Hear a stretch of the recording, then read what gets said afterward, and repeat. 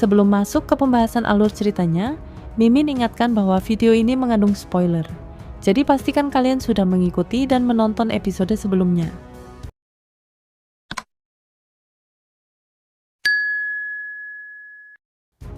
Langit bergetar ketika Phoenix surgawi menyambar, tubuhnya diliputi api sakral. Serangannya membelah udara seperti tombak menyala. Di sisi lain, Shihao bangkit sebagai penguasa petir. Auranya seperti badai yang meledak-ledak. Tubuhnya mengeluarkan cahaya menyilaukan, menciptakan lautan kilat yang menabrak kobaran api lawan. Pertempuran mereka bergerak dari awan ke bumi, lalu kembali menembus langit. Darah tercecer dan bentrokan terus membakar langit. Teknik petir Shihao berhadapan langsung dengan metode rahasia Phoenix kuno milik Yuudi. Duel mereka bagai adu kekuatan para dewa. Shihao, meski tubuhnya sekuat logam surgawi, akhirnya terluka. Cakar Phoenix terlalu tajam. Luka-luka mulai menghiasi tubuhnya, darah menetes di udara. Sementara itu, Yuudi juga tidak tampak kerusakan. Darah menetes dari bibirnya meski berusaha ditahan. Dengan semangat membara, Shihao terus menghujamkan pukulan keras yang mengguncang dunia. Tinju petirnya menghantam Yuudi sampai lawannya terhuyung dan memuntahkan darah. Namun, tiba-tiba energi merah muda menyala dari tubuh Yuudi. Api kelahiran kembali. Luka-lukanya pulih secepat kilat. Darah yang keluar kembali terserap.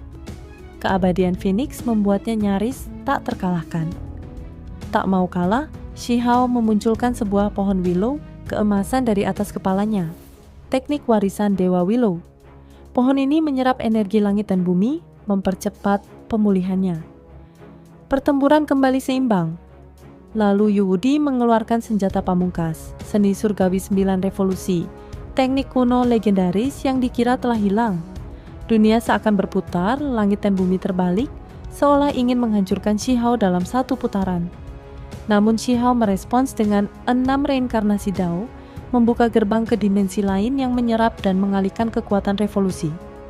Kedua kekuatan ini bertarung dalam skala kosmik, menampilkan hukum alam, rantai keteraturan, dan perubahan eksistensial. Dunia pertarungan mereka berubah. Bintang-bintang meledak, langit dihantam komet, tubuh mereka berkali-kali hancur dan beregenerasi, seolah berada dalam siklus kematian dan kelahiran kembali. Saat pertarungan mencapai titik kritis, Yuudi berubah. Dia bukan lagi manusia biasa. Sosoknya menjelma menjadi makhluk purba, menakutkan. 9 Netherworld Owl salah satu dari 10 setan legendaris. Tubuhnya diselimuti sisik hitam berkilau, rambut merah darah menjuntai, 9 ekor menyeruak dari punggungnya, masing-masing berkepala naga. Sorakan dan ketakutan pecah dari penonton. Sebuah pertarungan yang awalnya epik, kini menjelma menjadi perang antar eksistensi purba. Keheningan menyelimuti. Semua mata terpaku pada Shihao, sosok yang tetap tak tergoyahkan, bahkan saat menghadapi murid Akademi Abadi. Tanpa ragu, ia mengalahkan mereka secara terang-terangan, menunjukkan dominasinya. Wanita berambut perak menjerit, pipinya memar akibat tamparan Shihao. Ia hendak membalas, tapi Shihao langsung menendangnya hingga terpental. Pria berambut ungu mencoba menyerang diam-diam dengan senjata sakti Demon Fall Alu, tetapi serangannya sia-sia. Shihao terlindungi oleh lorong surgawinya, tak terluka sedikit pun. Dengan satu injakan, pria itu roboh. Demon Fall Alunya retak, hancur bersama harga dirinya. Bahkan ketika ia mencoba mengancam Shihao dengan nama Akademi Abadi, hasilnya tetap sama, kekalahan telak. Wanita itu pun kembali menjadi sasaran. Kendi sakralnya dihancurkan dengan satu jari oleh Shihao, ledakannya melukai dirinya sendiri. Para penonton terdiam, lalu ricuh, kekuatan Shihao di luar dugaan. Suara sarkastik dari kerumunan menyulut emosi pihak Akademi Abadi. Langit bergetar saat domain kuat mengunci tempat itu. Jembatan pelangi terbentuk dan sekelompok pemuda luar biasa muncul. Di antara mereka, satu sosok menarik perhatian semua orang, Raja Langit Kecil. Bersinar laksana dewa muda, pria itu muncul bak makhluk surgawi. Wajahnya seperti batu giok, rambut biru mengalir seperti sutra, dan auranya membuat waktu seakan berhenti. Bahkan Modo mengakui dirinya tak sebanding. Shihao menyadari siapa dia, seseorang yang serupa dengan kakak Modao individu tak tertandingi dari negeri asing. Akhirnya, Little Sky King bicara. Suaranya tenang, namun membawa kekuatan seolah menenangkan badai. Ia mempertanyakan Shihao soal armor biru yang ia pegang. Shihao menjawab santai, ada sedikit keuntungan. Di atas langit, Putri Yao Yue yang mengenakan gaun putih hanya diam, berdiri di sisi Raja Langit kecil. Semua tahu, pertarungan sejati belum dimulai. Shihao kembali menciptakan kejutan. Di hadapan seluruh hadirin, ia menjinakkan 9 Netherworlds Ao, makhluk buas dari Akademi Abadi, hingga menyerupai anak anjing tak berdaya. Serangannya yang brutal memaksanya kembali ke bentuk aslinya, kecil dan lemah, sementara darah dan luka mewarnai tubuh binatang itu. Para tetua dari Akademi Abadi panik, memohon agar Shihao berhenti sebelum lawan mereka tewas. Namun, meski berada di ambang kematian, Ao masih menatap penuh dendam.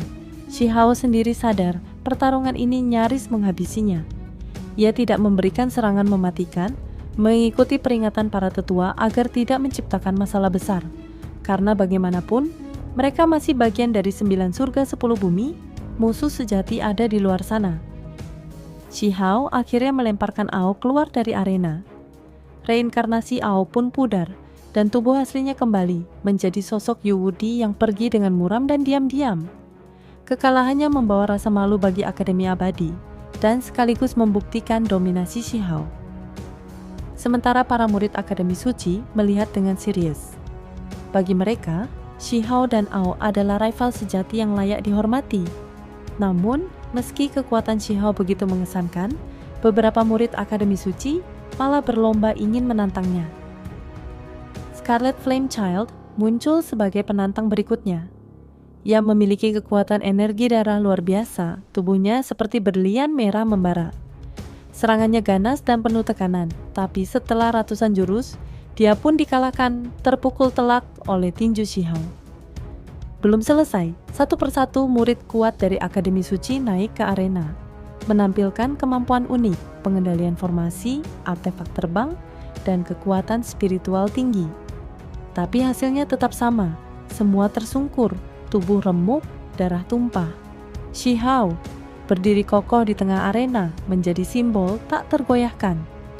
Ia menumbangkan semua lawan dari berbagai akademi, menyegel namanya sebagai sosok nomor 1 di alam dewa surgawi.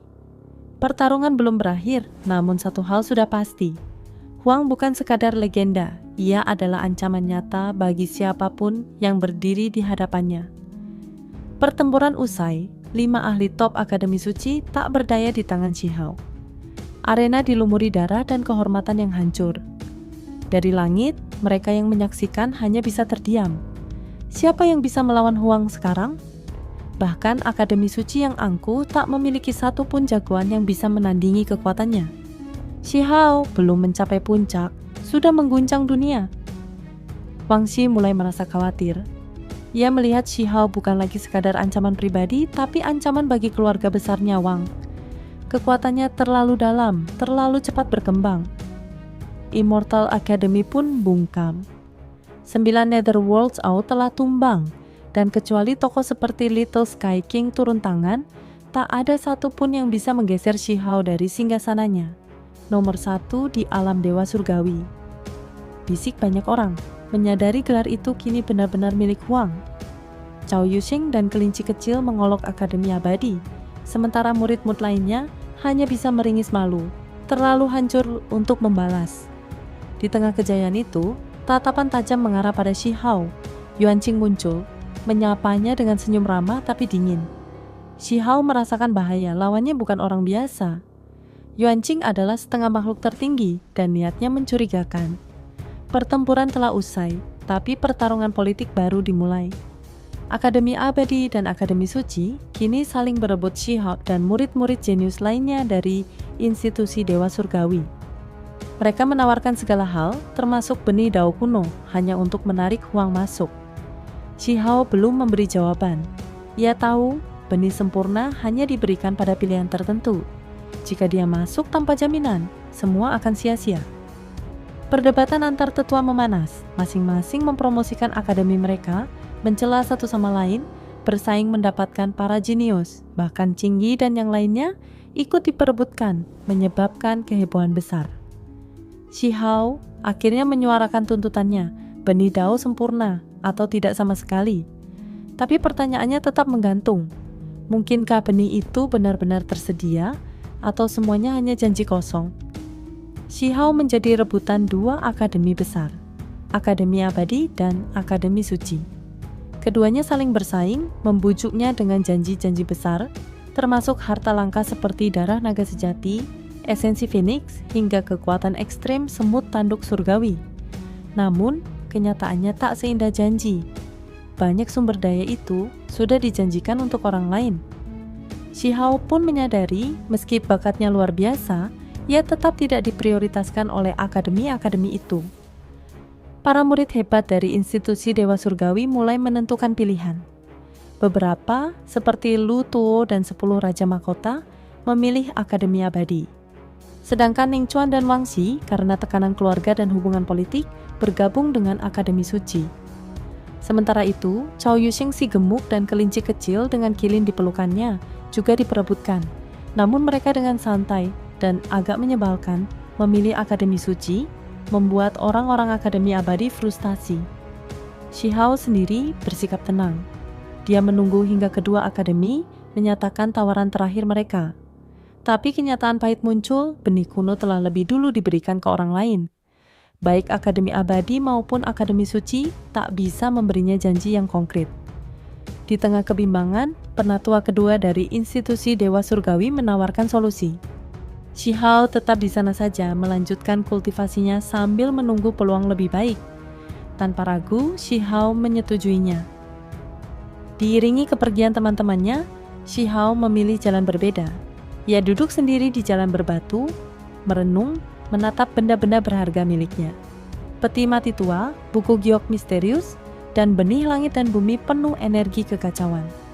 Semua itu menyimpan rahasia besar, jalan masa depannya. Tiba-tiba, Tetua Agung Institusi Dewa Surgawi muncul, memberinya waktu 10 hari untuk menentukan arah kultivasinya. Setelah itu, Shi Hao akan melangkah ke fase yang lebih tinggi, sendiri, namun dengan tujuan yang lebih jelas. Itu saja spoiler untuk episode 246 dari Donghua Series Perfect World.